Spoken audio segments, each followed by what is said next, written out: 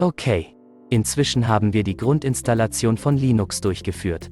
Bevor wir uns nun mit der Installation der erforderlichen Komponenten beschäftigen, möchten wir zunächst ein Update durchführen. Bei MX Linux wird dies von der Software MX Updater erledigt.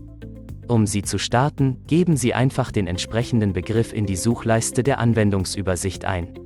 Danach müssen Sie das Root-Passwort eingeben und das System wird automatisch aktualisiert.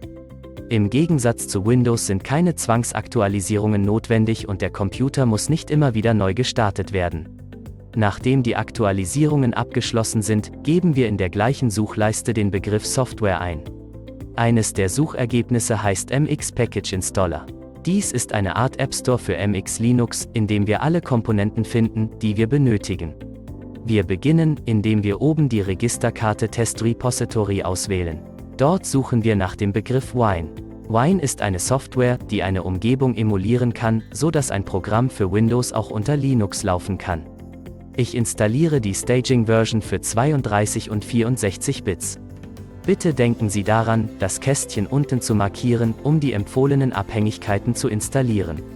Nachdem wir auf die Schaltfläche Installieren geklickt haben, erhalten wir eine Übersicht, wie viel Speicherplatz für die Installation der gewünschten Software benötigt wird.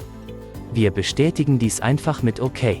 Nach der Bestätigung sehen wir, dass die einzelnen Programmteile heruntergeladen und installiert werden.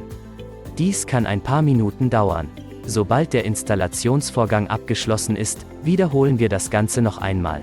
Aber dieses Mal gehen wir auf die Registerkarte Stable Repository und suchen nach dem Paket namens WinBint.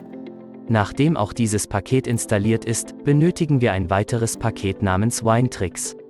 Und dann installieren wir das Paket Play on Linux, das ebenfalls im Stable Repository zu finden ist. Wenn alle diese Installationen abgeschlossen sind, müssen wir einige Befehlszeilen eingeben.